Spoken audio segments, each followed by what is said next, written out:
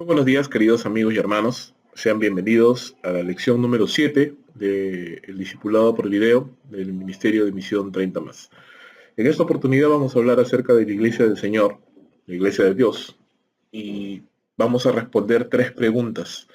La primera es, ¿qué es la Iglesia del Señor? La segunda, ¿quiénes conforman parte de la Iglesia del Señor? ¿Quiénes forman parte de la Iglesia? Y tercera, ¿cuál es el propósito de la Iglesia del Señor? ¿Para qué está creado? Esta lección es muy importante porque está diseñada para animarnos a comprometernos con nuestra iglesia local, a poder servir a Dios en nuestra iglesia local, a poder llevar una vida en comunión con nuestros hermanos en una iglesia local, porque como vamos a ver más adelante, esta es la voluntad de Dios para con nosotros los creyentes. Antes de empezar, le voy a pedir por favor que me acompañes en una palabra de oración y vamos a decir: Señor, te damos gracias por este día. Te pedimos, Señor, que nos ayudes a comprender cuál es el propósito que tú tienes para tu iglesia y cómo nosotros encajamos dentro de ella y cuál es tu voluntad para nosotros como parte de la iglesia del Señor. Gracias, Señor, porque tu Hijo dio su vida por amor a la iglesia y ahora ayúdanos a nosotros a vivir en gratitud como una iglesia agradecida, santa, Señor, y fervorosa. Te lo pedimos en el nombre de Cristo Jesús. Amén. Primera pregunta: ¿qué es la iglesia del Señor? Y para poder responder esa pregunta, si tuviéramos que considerar esta pregunta desde un sentido o desde un punto de vista general, tendríamos que decir que la iglesia del Señor es la congregación de todos los creyentes, el conjunto de todos los santos, desde que empezó la iglesia en Pentecostés hasta el arrebatamiento y la venida de nuestro Señor Jesucristo. La iglesia es el cuerpo de Cristo, es su expresión visible aquí en este mundo y tenemos que diferenciar la iglesia de Dios del pueblo de Dios que es Israel, ¿verdad? Israel es el pueblo escogido por Dios, la iglesia también es un pueblo escogido por Dios, pero como dice el Evangelio de Juan, capítulo 10, verso 16, Jesús llama a la iglesia ese otro redil, ese otro conjunto de personas a los cuales él también iba a llamar. La iglesia no reemplaza a Israel, simplemente la iglesia toma parte dentro de lo que se llama la era de los gentiles, el tiempo en el cual el evangelio es abierto y la palabra de Dios es predicada a todos los que no somos judíos. En ese sentido hay que tener clara esa diferenciación. Ahora, el término iglesia viene del vocablo griego eclesía, que literalmente significa asamblea o convocatoria. Esto nos habla acerca justamente o refuerza la idea de que la iglesia es el conjunto de los creyentes, más no el edificio donde se reúnen. Recuerda que el Señor Jesús le dijo a sus discípulos: donde están dos o tres reunidos en mi nombre, allí estoy yo en medio de ellos. No se refiere a un edificio, sino más bien al conjunto de personas, lo que hace a la iglesia del Señor. ¿Sí? Ahora, era costumbre, era la evidencia de la iglesia cristiana en los primeros siglos reunirse en casas. ¿Sí? No se reunían en un templo físico, eso no sucedió sino hasta cuando ya el siglo III aproximadamente, cuando el Imperio Romano aceptó el cristianismo como religión oficial. Vamos a ver algunos versos que nos hablan acerca justamente de la evidencia de la iglesia cristiana en los primeros días. Por ejemplo, Hechos capítulo 8, verso 3. Y Saulo asolaba la iglesia y entrando casa por casa arrastraba a hombres y a mujeres y los entregaba en la cárcel. Otro texto, Romanos capítulo 16, verso 5. Saludad también a la iglesia de su casa. Saludad a Epéneto, amado mío, que es el primer fruto de Acaya para Cristo. Otro texto, 1 Corintios 16, 19. Las iglesias de Asia os saludan. Aquila y Priscila con la iglesia que está en su casa os saludan mucho en el Señor. Un texto más, Colosenses capítulo 4, verso 15. Saludad a los hermanos que están en la Odisea y a Ninfas y a la iglesia que está en su casa. Y por último, Filemón capítulo 1, versos 1 y 2. Pablo, prisionero de Jesucristo, y el hermano Timoteo, al amado Filemón, colaborador nuestro, y a la amada hermana Apia, y a Arquipo, nuestro compañero de milicia, y a la iglesia que está en tu casa. Como ves, son iglesias que se estaban reuniendo en casas y ahí ya vamos a empezar a ver la diferenciación, que luego vamos a ya hablar con más claridad, entre lo que es la Iglesia Universal, que es el conjunto de los creyentes de todas las eras, de todas las épocas que hemos creído en el Señor Jesucristo, y la Iglesia Local, que es el conjunto de creyentes que se reúnen en determinado lugar y en determinado periodo de tiempo. La primera vez que se menciona la palabra iglesia en la Biblia lo encontramos en Mateo capítulo 16. Y vamos ahí, por favor, para poder leer el pasaje. Mateo capítulo 16, verso 13. Dice, viniendo Jesús a la región de Cesarea de Filipo, preguntó a sus discípulos diciendo, ¿quién dicen los hombres que es el Hijo del Hombre?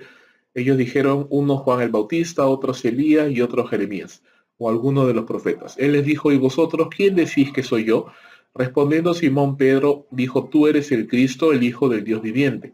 Entonces le respondió Jesús, bienaventurado eres Simón, hijo de Jonás, porque no te lo reveló carne ni sangre, sino mi Padre que está en los cielos. Y yo también te digo que tú eres Pedro, el vocablo griego Petros, que significa piedra pequeña, que tú eres Pedro, y sobre esta roca, vocablo griego Petra, que significa una roca o piedra grande, sobre esta roca edificaré mi iglesia, y las puertas del Hades no prevalecerán contra ella. Y a ti te daré las llaves del reino de los cielos, y todo lo que atares en la tierra será atado en los cielos, y todo lo que desatares en la tierra será desatado en los cielos. Una de las cosas que este texto nos enseña es que la iglesia del Señor está fundamentada no en Pedro, no en un sucesor de Pedro, ni tampoco en ningún ser humano. La iglesia del Señor está fundamentada o tiene su base en la confesión de fe que todos los miembros de la iglesia hacemos en algún momento de nuestra vida cuando reconocemos a Jesús como nuestro Señor y Salvador. Eso fue lo que hizo Pedro. Pedro reconoció a Cristo como el Mesías, como el Salvador prometido de Dios.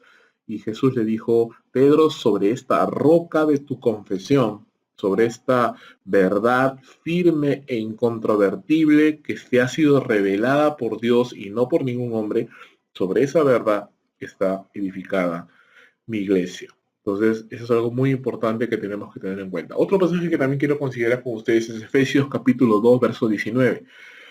Pablo dice, así que ya no sois extranjeros ni advenedizos, sino conciudadanos de los santos y miembros de la familia de Dios, edificados sobre el fundamento de los apóstoles y profetas, siendo la principal piedra, otra vez el vocablo griego Petra, del ángulo Jesucristo mismo. ¿Sí? Está también bastante claro que la principal piedra del ángulo, la piedra principal que se usaba en los edificios, en las edificaciones, la piedra principal, la piedra base sobre la cual se edificaba, en este caso haciendo la similitud, es Jesucristo. Jesucristo es esa roca, ese cimiento sobre el cual todo el edificio de la iglesia se puede construir.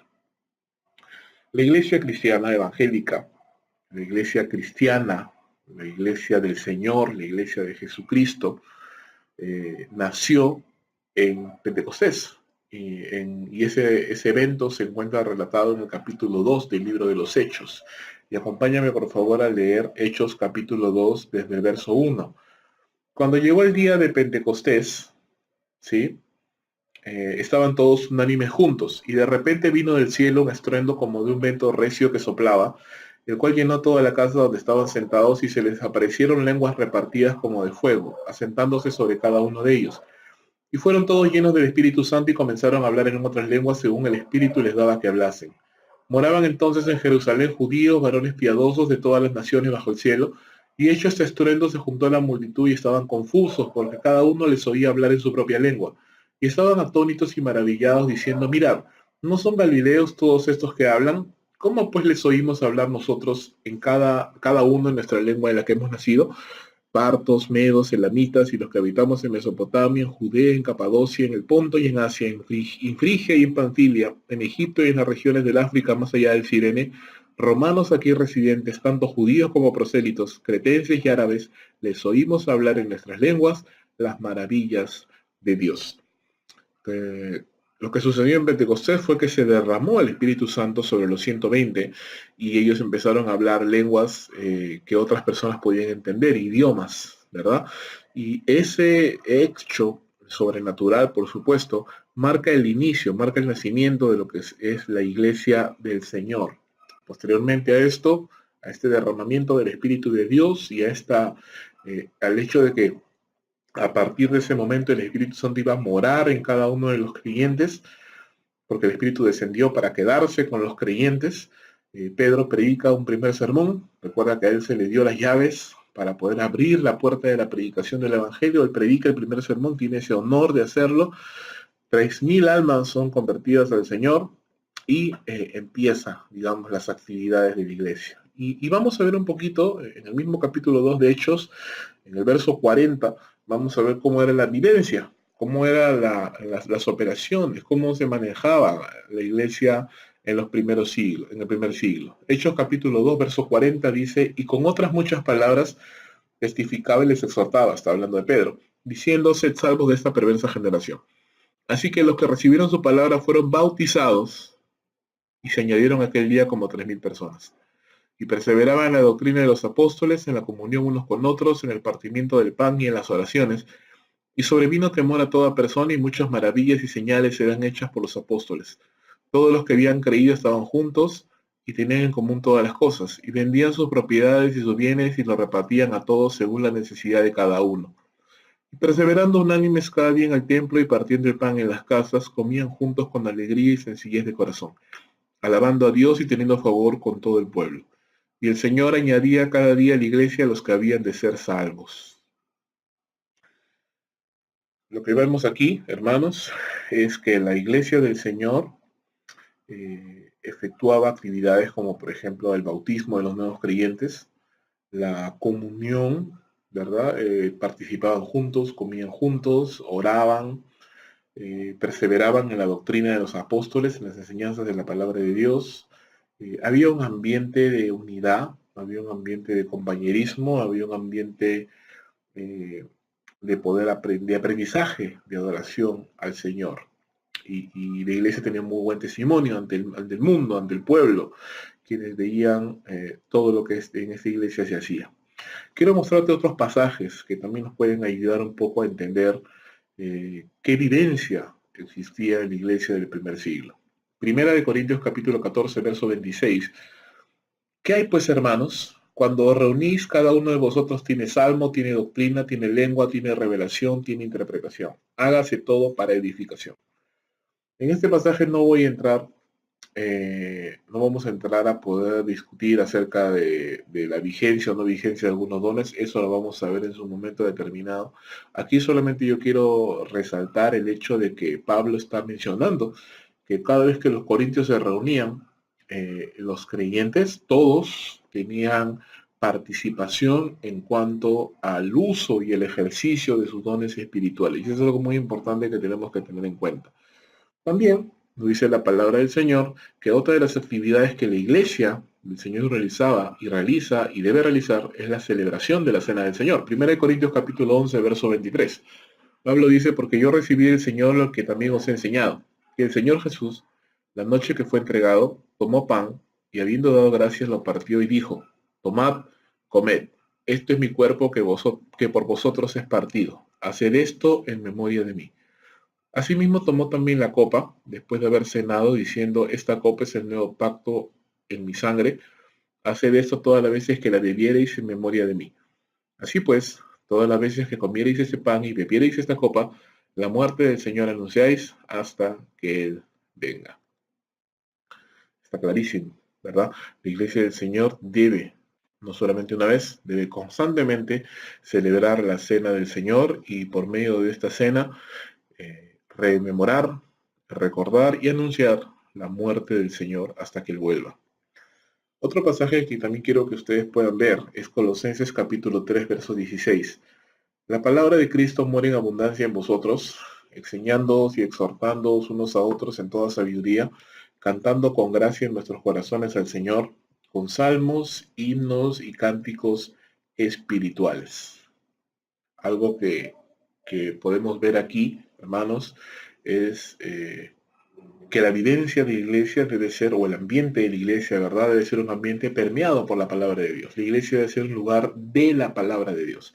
donde los creyentes unos a otros se exhortan, se animan, se enseñan usando justamente la palabra de Dios, y que tienen corazones agradecidos y un ambiente de gozo, de celebración, de alabanza al Señor con salmos, himnos, cánticos espirituales. Entonces estamos hablando de una iglesia bíblica, una iglesia de sana doctrina, una iglesia también gozosa, por supuesto, reverente, pero gozosa, que alaba al Señor, que le canta al Señor, que adora al Señor, y eso es muy importante, que algo que tener que considerar.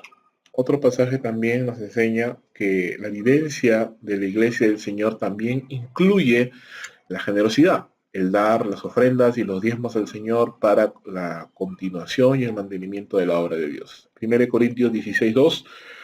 Cada primer día de la semana cada uno de vosotros ponga aparte algo, según haya prosperado, guardándolo para que cuando yo llegue no se recojan entonces ofrendas. No vamos a entrar en todo el detalle de lo que enseña la Biblia acerca de los diezmos y las ofrendas, porque ese se va a ser materia de una lección aparte. Pero Pablo está diciendo claramente que cada vez que los creyentes se reunían, debían separar algo para poder dar, para poder ejercitar la generosidad que todos los creyentes debemos de tener. Entonces lo que podemos ver, hermanos, en la iglesia del Señor es que deben haber ciertos elementos, como por ejemplo la alabanza, la adoración, la predicación del Evangelio, la enseñanza de la palabra, la celebración de la cena del Señor, bautismo de los nuevos creyentes, diezmos y ofrendas y un ambiente de gozo, de comunión entre los hermanos, de alegría, y también podríamos pensar en muchas cosas más, pero digamos que esas son las principales cosas que la iglesia del Señor debe de manifestar. Ahora, hay algunos rasgos que identifican, no solamente estos, ¿verdad? Porque estos son los rasgos que identifican una iglesia sana, y si hay una iglesia o ministerio que no está practicando estas cosas, pues no es una iglesia o un ministerio sano. Pero aparte de ello, también hay algunos rasgos que identifican a una iglesia cristiana evangélica de una que no lo es, ¿sí? Y son los siguientes. La deidad y la humanidad de Cristo, ¿sí? Cristo es el Dios hombre. La salvación solo por la fe y no por obras.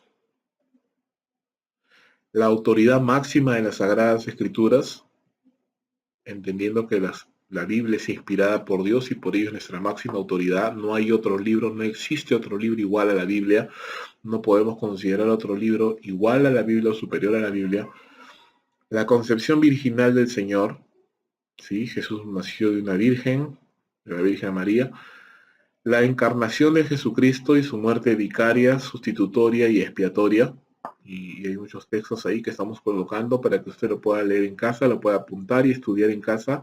No lo vamos a leer todos aquí por causa del tiempo, pero ahí está el sustento de cada uno de los puntos que estamos hablando. La realidad del cielo y el infierno eternos, ¿sí?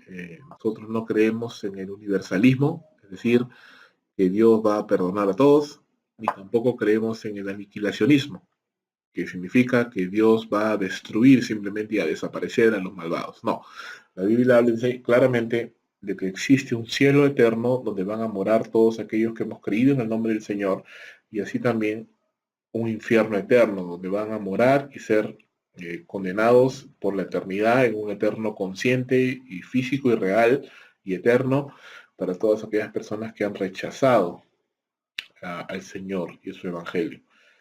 También la doctrina de la Santísima Trinidad, Padre, Hijo y Espíritu Santo, tres personas, un solo Dios, es algo muy importante que todas las iglesias cristianas evangélicas creemos. La depravación total del hombre y su incapacidad total para ser salvo, y Cristo como Señor exaltado, como el único y suficiente Salvador de todos los hombres.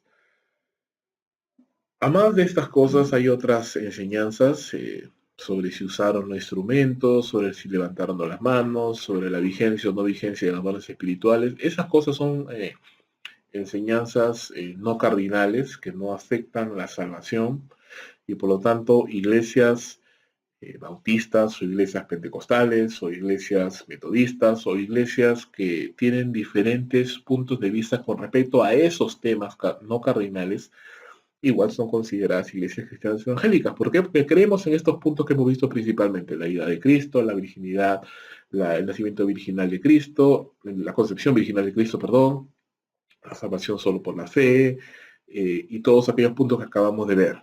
Pero hay otras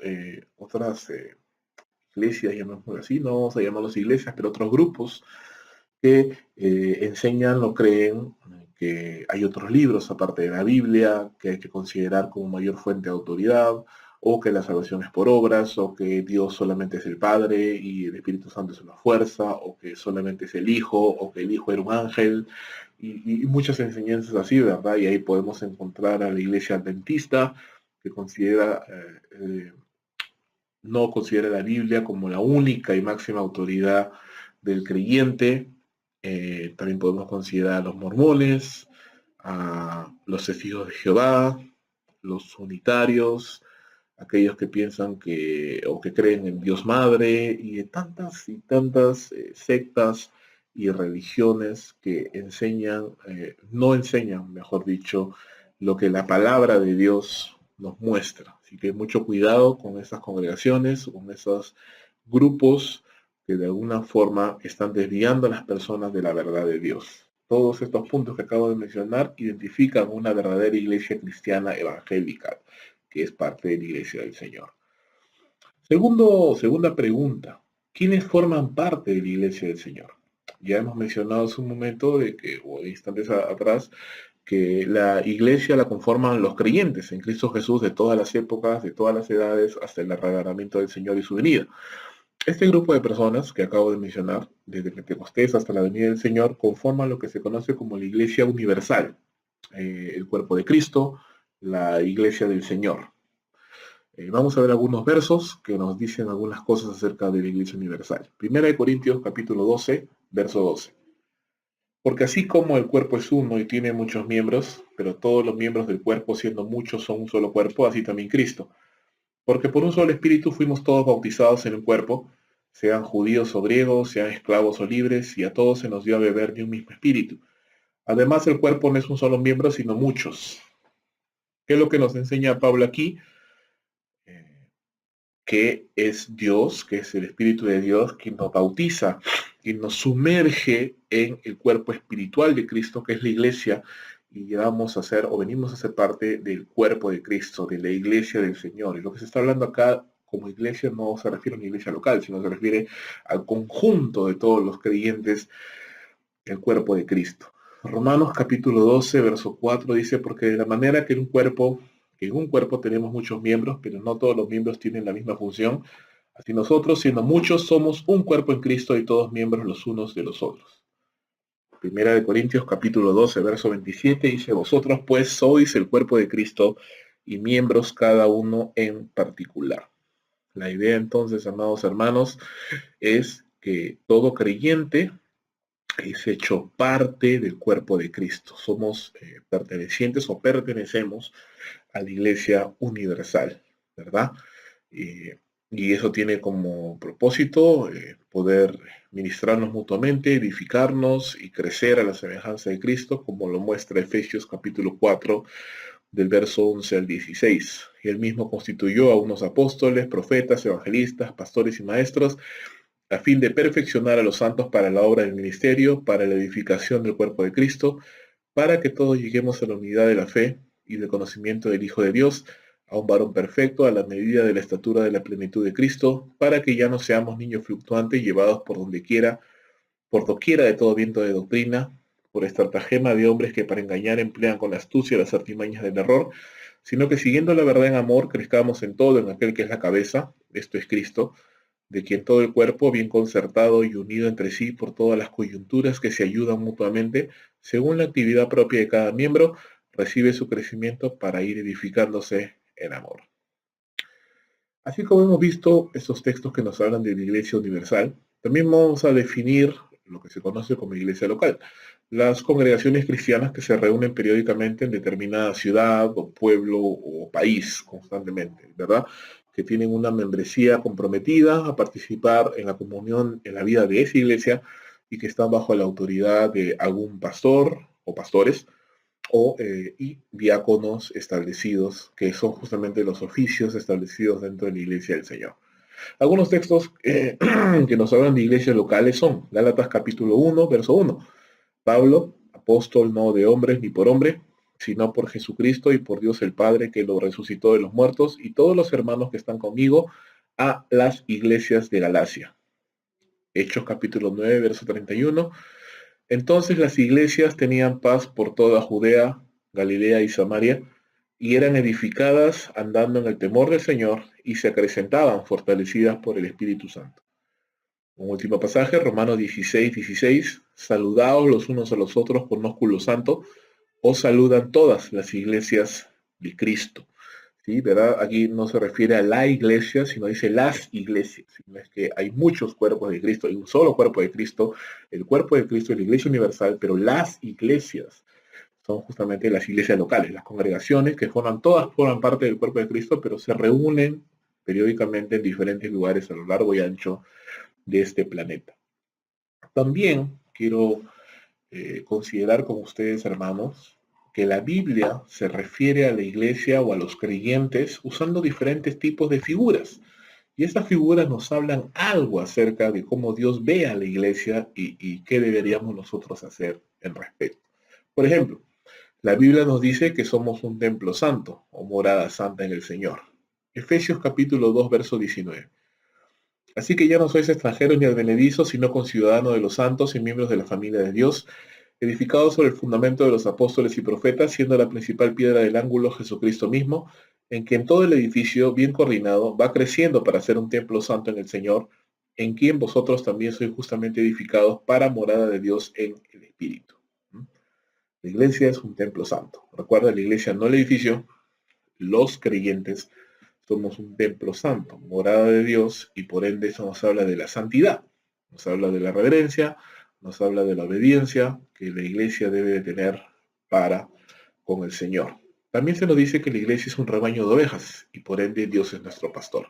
Hechos capítulo 20, verso 28 dice Pablo, por tanto mirad por vosotros y por todo el rebaño en que el Espíritu Santo os ha puesto por obispos para apacentar la iglesia del Señor, la cual él ganó por su propia sangre. Si bien es cierto, hay pastores locales, pastores de las iglesias locales, que es un don y que es un llamado de Dios y un oficio que Dios ha dado a ciertos hombres para poder presidir en las iglesias locales. También es cierto que todos los creyentes, incluidos los pastores, los diáconos, todos los creyentes, desde los más antiguos hasta los más nuevos, todos somos ovejas del Señor y somos ovejas del pastor de pastores, que es el Señor Jesucristo. Otro punto importante también con respecto a la iglesia es que se le llama familia de Dios. Y eso nos habla del compañerismo que debe de haber.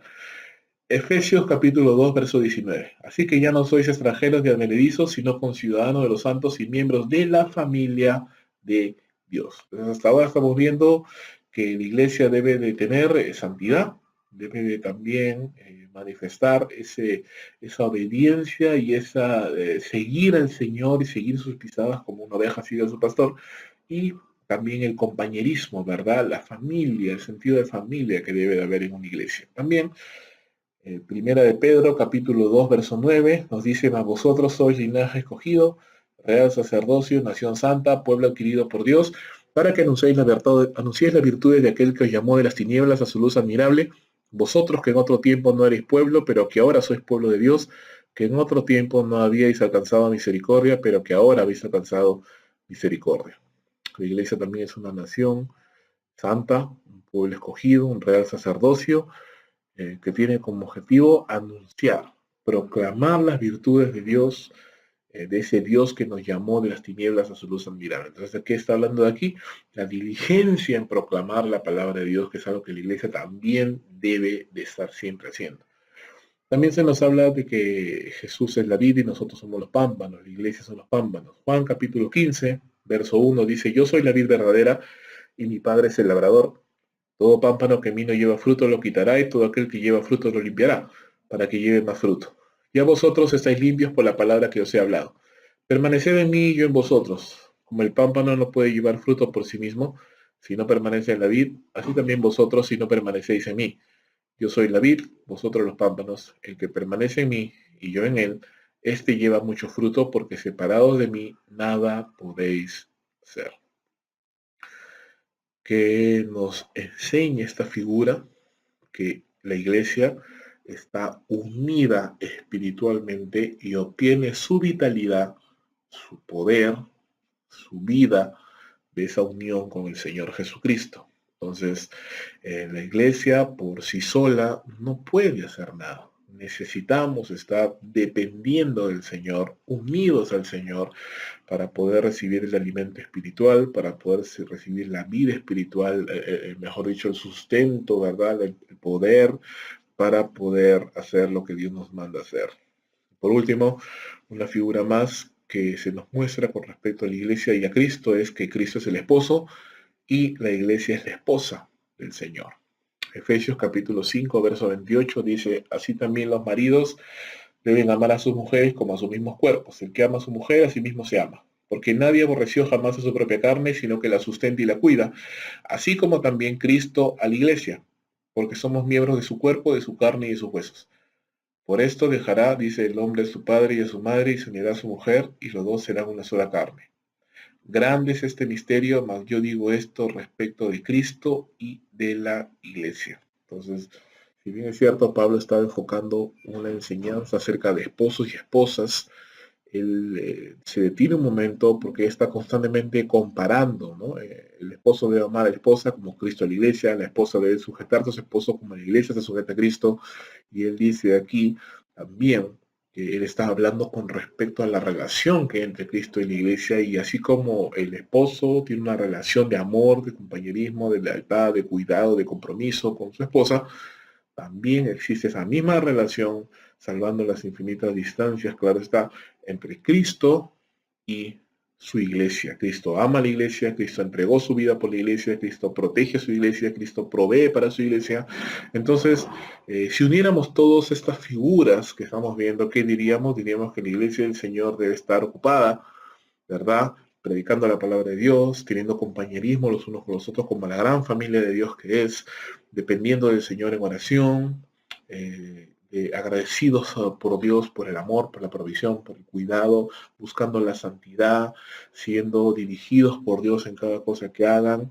Y eso es algo que nos enseña de una manera muy preciosa eh, cómo Dios ve a su iglesia, ¿verdad? Y eso también está encadenado con la tercera pregunta, ¿cuál es el propósito de la iglesia del Señor? Nosotros, hermanos, no somos una ONG, no somos un club social, no somos una empresa, ¿verdad? La iglesia, si bien es cierto, es una organización o necesita de una organización con líderes y coordinadores y un pastor principal, y hay algunas iglesias que tienen varios pastores, hay unas iglesias que tienen solo un pastor, pero igual hay una organización. A pesar de que es una iglesia que la iglesia tiene una organización, incluso hasta una personería jurídica, la iglesia no solo es una organización, sino también es un organismo vivo, un organismo espiritual, en el cual dependemos del Señor y nos movemos bajo la dirección y el poder del Espíritu Santo. Ahora, ¿qué debe estar haciendo la iglesia? ¿Qué debe de hacer? Podríamos resumirlo en tres cosas. En primer lugar, predicar el Evangelio a un mundo perdido. En segundo lugar, tendríamos que pensar en la edificación de los santos, de los creyentes, para que todos crezcamos a la estatura de la plenitud de Cristo. Y en tercer lugar, la iglesia debe darle la gloria a Dios, haciendo discípulos a todas las naciones, cumpliendo la gran comisión. Ese sería el resumen, pero vamos a ver algunos textos que nos hablan acerca de esto. Efesios 4:11, él mismo constituyó a unos apóstoles, a otros profetas, a otros evangelistas, a otros pastores y maestros, a fin de perfeccionar a los santos para la obra del ministerio, para la edificación del cuerpo de Cristo, hasta que todos lleguemos a la unidad de la fe y del conocimiento del Hijo de Dios, a un varón perfecto a la medida de la estatura de la plenitud de Cristo. ¿Qué debe estar haciendo la iglesia? Edificando a los santos, preparándolos para que todos crezcamos a la estatura de la plenitud de Jesús. Sigamos.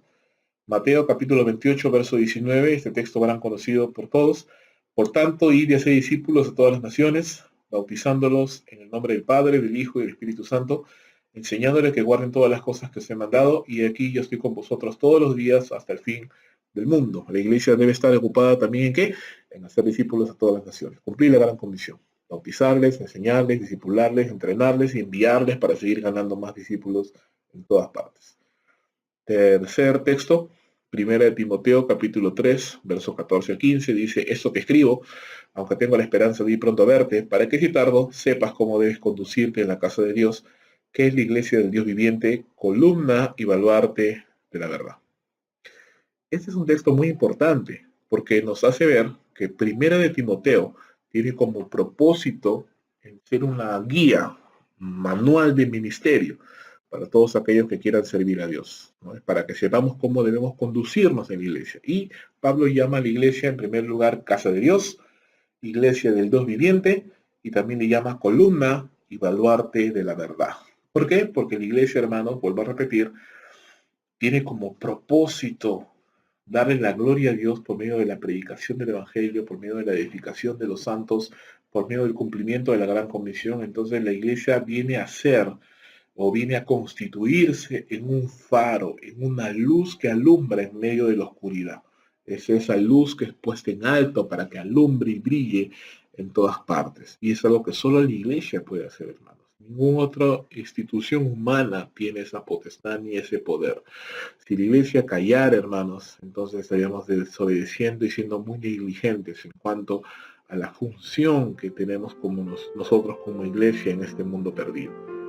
Primera de Pedro capítulo 4, verso 10. Cada uno según el don que ha recibido, ministren a los otros como buenos administradores de la multiforme gracia de Dios. Si alguno habla, hable conforme a las palabras de Dios. Si alguno ministra, ministre conforme al poder que Dios da, para que en todo sea Dios glorificado por Jesucristo, a quien pertenecen la gloria y el imperio por los siglos de los siglos. Amén. Si hay algo que debe estar haciendo la iglesia es glorificando a Dios por medio del uso y el ejercicio de los dones espirituales de todos los miembros, de todos. En ese sentido, entonces, hermano, la iglesia del Señor tiene como propósito lo que ya mencionamos: predicar el Evangelio, edificar a los santos y darle la gloria a Dios por medio de hacer discípulos. Y cualquier otra actividad que desvíe a la iglesia de estas cosas, o que desvíe un ministerio de estas cosas, entonces debe ser desechado. Mucho cuidado con iglesias o ministerios que ensalzan la figura de un solo hombre.